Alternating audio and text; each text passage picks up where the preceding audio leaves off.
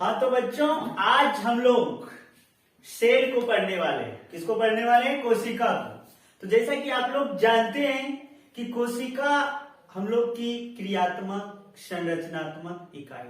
अब बोलेंगे सर क्रियात्मक और संरचनात्मक क्या होता है? अब जरा समझ लीजिए।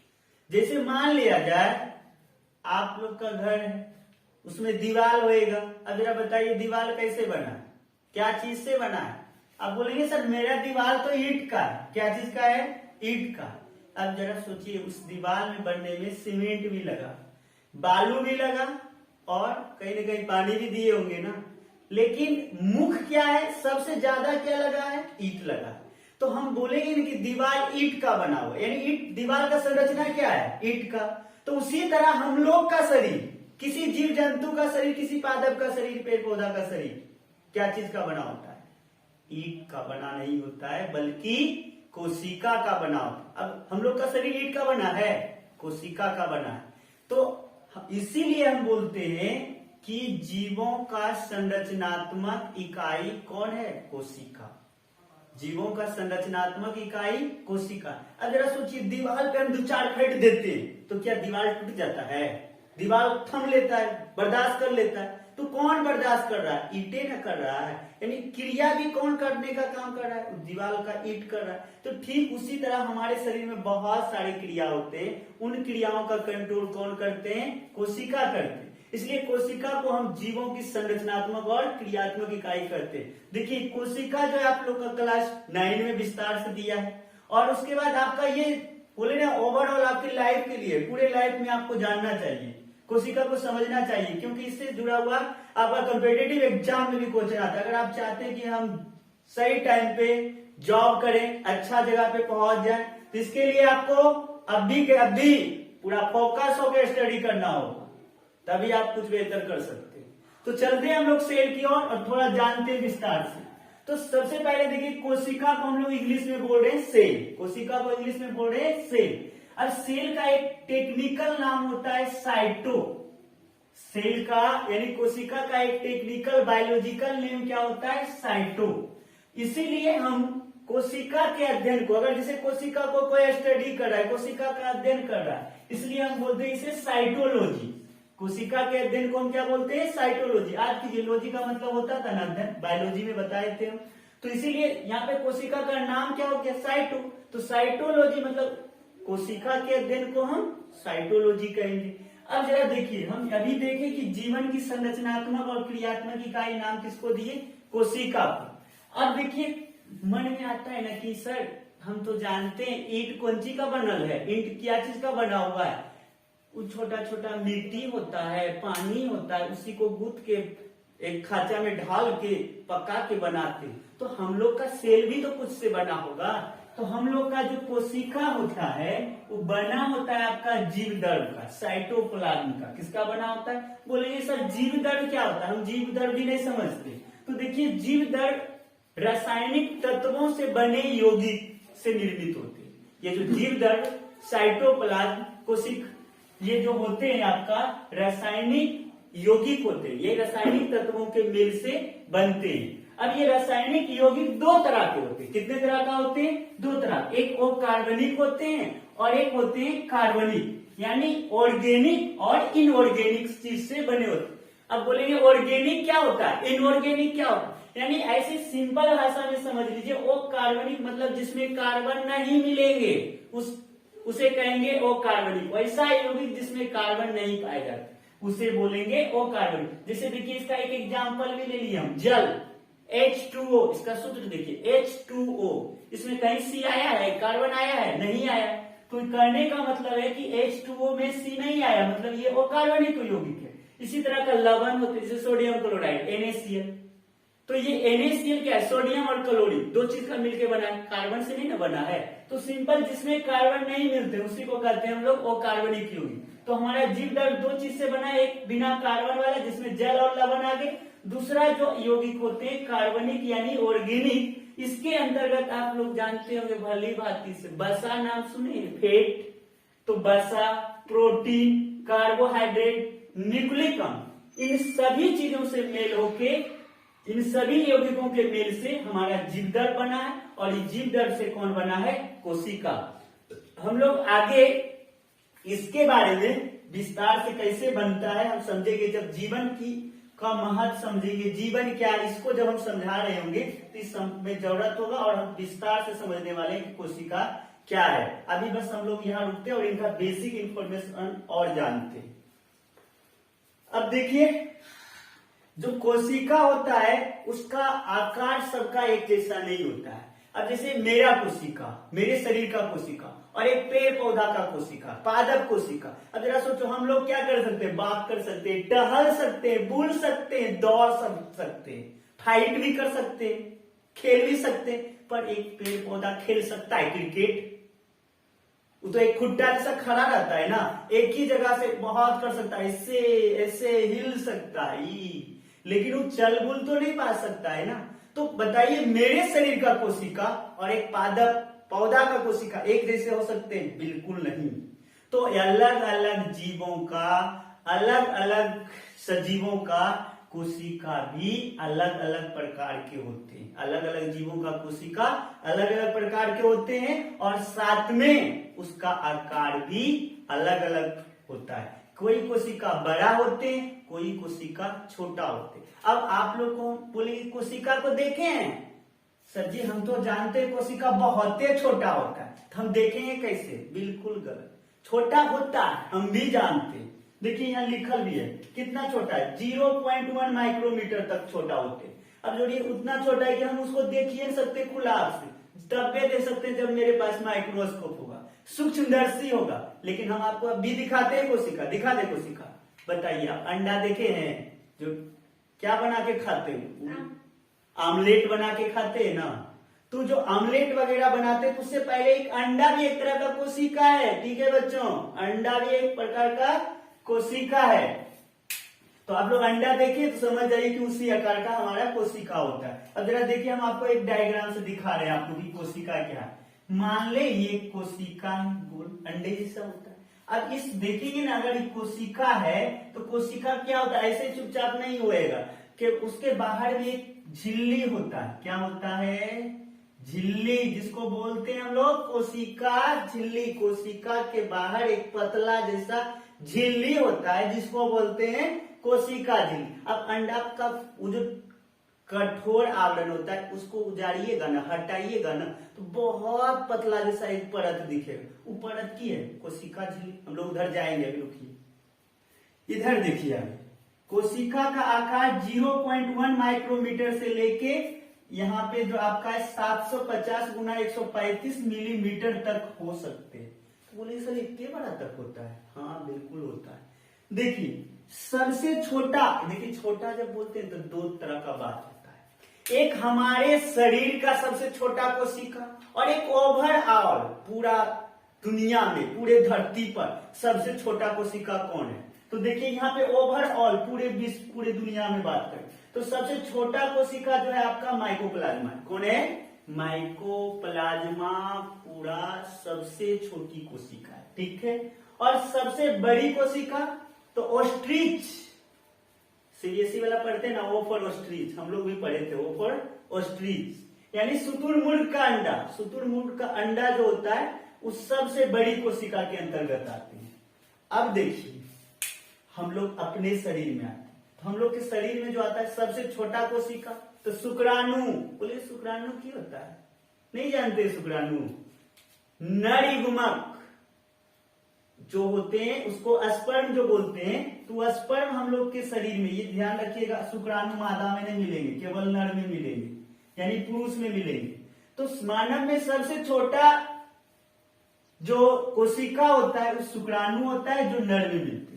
और मानव में सबसे बड़ा कोशिका जो मिलता है वो अंडाणु होता है जो मादा में मिलता है। ये दोनों ध्यान रखिएगा। छोटा बड़ा मानव में पूछे, मानव शरीर का सबसे बड़ा कोशिका, मानव शरीर का सबसे छोटा कोशिका, तो इसको याद रखिएगा किस तरह से कि ये दोनों युग्मक है। नर युग्मक एक है, एक मादा युग्मक है। अब नर युग्मक का नाम शुक्राणु है, पुरुष यहाँ छोटा बन गया है, और मादा युग्मक अंडाणु, अंडा बड़ा होता है, अंडाणु बड़ा है। तो यानी अंडाणु जो है बड़ी कोशिका है मानव शरीर का और शुक्राणु छोटी कोशिका। अब एक चीज और मानव में आता है, हमारे शरीर की सबसे लंबी कोशिका। तो सबसे लंबी कोशिका कौन है? न्यूरॉन। हमारे शरीर के सबसे लंबी कोशिका न्यूरॉन। तो बोलेंगे न्यूरॉन कहाँ मिलता है? हम लोग का जो तंत्रिका तंत्र होता है ना, नर्वस सिस्टम, उसका सेंटर कौन है? मस्तिष्क। तो मस्तिष्क का जो हेड है, मस्तिष्क जो कोशिका से बना होता है, वो कौन सा कोशिका होता है? न्यूरॉन, जिसको हिंदी में बोलते हैं तंत्रिका कोशिका। ये तंत्रिका कोशिका को हम लोग देखेंगे एक एक करके, इस तरह का दिखेंगे आप लोग को। ये स्टार जैसा रहता है, बड़का को पूछ जैसा निकला रहता है, इधर भी इस तरह का ऐसे ऐसे पूरा डंटल रहता है। हम लोग जानेंगे इस सबको क्या कहते हैं, इस तरह का पूरा निकला रहता है। तब थोड़ा सोचिए, यानी यहाँ से यहाँ तक फैलल है। तो ये हमारे शरीर की सबसे बड़ी कोशिका, लंबी कोशिका होती है, सॉरी, हमारे शरीर की सबसे लंबी कोशिका न्यूरॉन, सबसे छोटी कोशिका शुक्राणु, सबसे बड़ी कोशिका अंडाणु।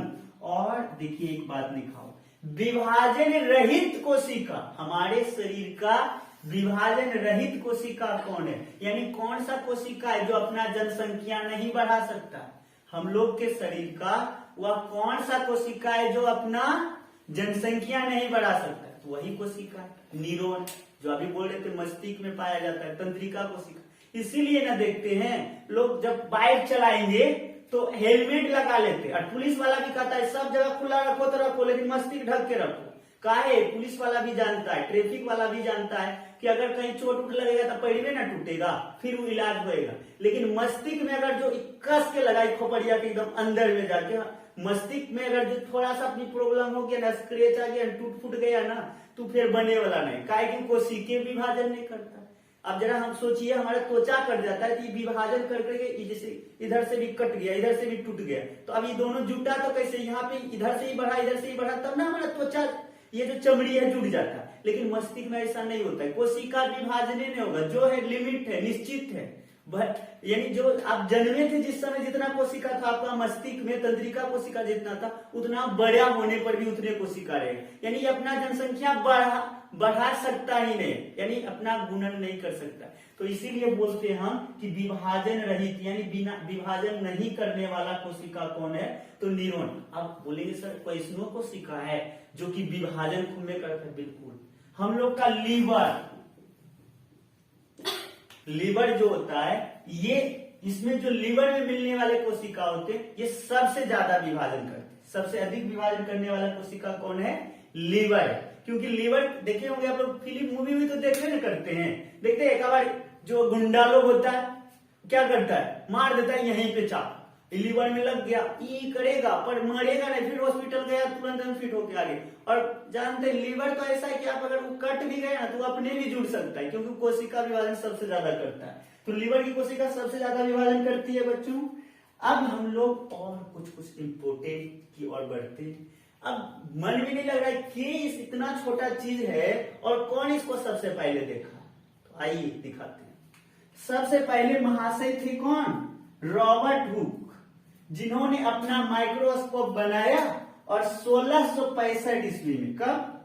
1665 ईस्वी में एक मृत जो है कोशिका को, पूछेंगे कोशिका का जनक, कोशिका का खोज कौन किया? तो रॉबर्ट हुक। लेकिन ध्यान रहे, रॉबर्ट हुक जो कोशिका खोजे थे वह मृत था, मरा हुआ था, जीवित कोशिका का खोज नहीं किए थे, 1665 में की। फिर आपका जो है जीवित कोशिका, जब मरा हुआ खोजा तो कोई तो होगा ना, कुछ ढेर दिन तक सब वैज्ञानिक लोग सुस्ताल था। उसके बाद फिर 1674 में जीवित कोशिका का खोज, एक स्वतंत्र कोशिका का खोज लुवेनहॉक किया। लुवेनहॉक जो थे, उन्होंने एक जिंदा कोशिका को देखा और देख के आश्चर्यचकित रह गया कि पूरा ऐसे छटपटाता, ऐसे चलता, इतना छोटा होके। तब तो वैज्ञानिक में एकदम हलचल सा मच गया, सभी लोग एकदम हड़बड़ा गए कि ऐसे वो होता है। बोले हाँ हम देखे हैं, आप भी देखिए। तो सब वैज्ञानिक लोग एकदम बोल हो गए कि हमू देखे, हमू कुछ खोजे। तभी एगो महाशय आए, अभी कौन? रॉबर्ट ब्राउन साहेब। अब ये रॉबर्ट ब्राउन आए कब? देखिए 1831 में। ढेर दिन तक सब देखा कि हमू देखे कुछ मिल जाए, हमू अपना किताब में नाम छपवा ले। तो रॉबर्ट ब्राउन को मिल गया 1831 में क्या? देखिए ये कोशिका था ना, कोशिका के बीच में एक गाढ़ा जैसा भाग मिला, यानी एक थोड़ा सा मतलब अर्ध तरल द्रव मिला। अब ये जो मिला भाग, ये जो थोड़ा गाढ़ा सा भाग था, इसी को नाम उन्होंने रख दिए केंद्रक। यानी बोले तो केंद्रक का खोज किसने किया? केंद्रक का जो सबसे पहले देखने का काम कौन किया? तो रॉबर्ट ब्राउन। कब किए? 1831 में। अब की बार तो पूरा हलचल हो गया। देखिए, पहले रॉबर्ट हुक खोजा मृत कोशिका, तो कुछ लोग का मन में आया कि हम देखें, तो ल्यूवेनहॉक साहब जो है अपना माइक्रोस्कोप अच्छा से बनाए और देखे जीवित कोशिका को। फिर 1831 थोड़ा समय विकसित हुआ, अच्छा माइक्रोस्कोप आया, तो रॉबर्ट ब्राउन केंद्रक को देखे। और ठीक उसके बाद 8 साल बाद पुरकिंजे नामक एक वैज्ञानिक आए, उन्होंने जीव दर्भ को खोजा। यानी उन्होंने क्या देखे कि एक कोशिका है, झिल्ली है, ये सब देखे, बीच में जो बोले केंद्रक है, लेकिन साथ में इसमें क्या है? कुछ यहाँ पे तरल पदार्थ भरा हुआ है, दर्भ भरा हुआ। इसी दर्भ का नाम दिया कोशिका दर्भ। पूछेगा, सॉरी, जीव दर्भ। क्या नाम दिया इसका? जीव दर्भ। बोलेंगे जीव दर्भ का खोज किसने किया? तो जीव दर्भ का खोज पुरकिंजे ने किया। कब किया? तो 1819 में। फिर उसके बाद लोग एकदम लगातार चल रहे थे। तभी एक वनस्पति वैज्ञानिक थे स्लाइडेन साहब। स्लाइडेन जो कि आपका 1838 में क्या देखे? पादप जो होते हैं, यानी पौधा का पूरा शरीर क्या चीज का बना हुआ देखे कि पूरा का पूरा शरीर कोशिका का बना हुआ है। यानी 1838 में स्लाइडेन ने देखा कि पादप कोशिका का बना होता है। यानी स्लाइडेन जो थे बोल दिए कि पौधे कोशिका का बना हुआ है। पहले के लोग नहीं जानता था कि हम लोग कोशिका के बनल हैं। तो जैसे आप जरा सोचिए, यही घर है, ऊपर से प्लास्तरा कर दिए हैं आप लोग का घर, प्लास्तरा सीमेंट वाला, और कोई बच्चा जन्मा और वही घर में बड़ा हुआ, कभी घर बनते हुए दिखा, तो उसको तो ऊपर में की दिखेगा? ये चिकना सा सतह दिखेगा, प्लास्तरा किया हुआ सतह दिखेगा, कि उनको ऐटा दिख जाएगा। लेकिन कोई लोग हैं जो बनते देखे या उसके अंदर तोड़े तो मिलेगा ना अंदर जाके देखने के बाद। तो उसी तरह जो ये आपका स्लाइडेन साहब थे, उन्होंने देखे कि पौधे का कोशिका शरीर जो होता है कोशिका का बना होता है। यानी पूछेंगे सबसे पहले किसने बोले कि पौधे कोशिका का बना होता है? तो स्लाइडेन। कब कहे? तो 1838 में। उसी टाइम जब स्लाइडेन बोले तो एक जंतु वैज्ञानिक थे, स्वान। अब स्वान भी कहाँ पीछे हटने वाला, वो जंतु में देखना शुरू किया, तो देखे कि जंतु का शरीर भी क्या चीज का बना है? कोशिका का। पूछेंगे कि जंतुओं का शरीर कोशिका का बना, ये किसने कहा? तो स्वान कहे। कब कहे? इनके 1 साल बाद, जब ये स्लाइडेन कह दिए थे। तो अब 1839 में अब ये दोनों मिलके एक साथ आया, बोला क्योंकि वो एक बोल रहा है कि पेड़ पौधा कोशिका का बना हुआ, एक बोल रहा है कि जंतु का शरीर कोशिका का बना हुआ। अब दोनों में तो कुछ कॉमन है, दोनों का बोल रहा है हमारा भी जो जीव है वो भी कोशिका का, आपका भी जो सजीव है वो भी कोशिका। अब दोनों साथ आए और दोनों साथ मिलके जो है एक नियम का प्रतिपादन किए, एक सिद्धांत दिए, एक थ्योरम दिए, जिसे बोलते हैं कोशिका सिद्धांत। अब इस कोशिका सिद्धांत को किसने दिए? तो स्लाइडेन और स्वान। अब इन रचना को हम लोग कैसे याद कर सकते हैं, कैसे दिमाग में सेट कर सकते हैं? तो आप लोग अंडा जरूर देखे होंगे। अब अंडा में देखिए, सबसे पहले जब कवर हटाइएगा उसका जो थोड़ा कठोर वाला परत होता है, तो आपको एक बहुत पतला सा झिल्ली टाइप का रचना मिलेगा, जिसको बोलते हैं कोशिका झिल्ली। फिर उसके बाद जब उस झिल्ली को हटाइएगा तो चिपचिपा जैसा व्हाइट कलर का, जैसे देखिए आमलेट बनाने के लिए अंडा फोड़ते तो गिराइएगा ना, तो पानी जैसा वो व्हाइट वाला जो रहता है वो छिड़िया जाता है, अरे वो बीच में गोलका जैसा जो पीला वाला होता है बैठ जाता है, ये भागता नहीं, जो छिड़ियाया पूरा, तो आपका जीव दर्द था। जो पूरा व्हाइट जैसा था और छिड़िया गया वो क्या था? आपका जीव दर्द। और बीच में जो पीला वाला भाग था, जो कहीं ना कहीं खाने में मजा आता है, तो पीला वाला भाग को नाम उन्होंने क्या रखा था? केंद्रक। तो ये सब रचना को हम लोग देखें। अगले वीडियो में हम लोग कोशिका को और अंदर जाके देखने वाले। आप लोग बताइए हमको कमेंट करके कि समझ आ रहा है या नहीं आ रहा। अगर आ रहा है तो भी कहिए कमेंट, नहीं आ रहा तो भी कीजिए कमेंट। तभी तो हमको पता चलेगा कि आपको समझ आ रहा है नहीं आ रहा है, हमें और क्या बताने की आवश्यकता है। क्योंकि हम स्टार्ट जो चीज करते हैं एकदम जीरो से करते, एकदम शुरुआत से करते, और ये सभी चीजें बच्चे आप लोग का कंपटीशन से भी जुड़ा हुआ है, आपके क्लास से भी जुड़ा हुआ है। क्लास 9 के लिए भी इंपॉर्टेंट है, क्लास 11 के लिए भी इंपॉर्टेंट है और आपके कॉम्पिटिटिव एग्जाम के लिए भी इंपॉर्टेंट है। तो वैसे में ये चीज जो है, अब बताइए कंपटीटर किनके घर में कंपटीशन की तैयारी नहीं होती, हर घर में जो है लोग जॉब हो जाए, तो वहां भी यही चीजें पढ़ती, कोई अलग नहीं पढ़ते। तो उन्हें भी ये दिखाइए और उन्हें भी बोलिए कि आप जो है इसे देखिए और समझ बनाइए और आप माइंड में सेट करके रखिए। Thank you.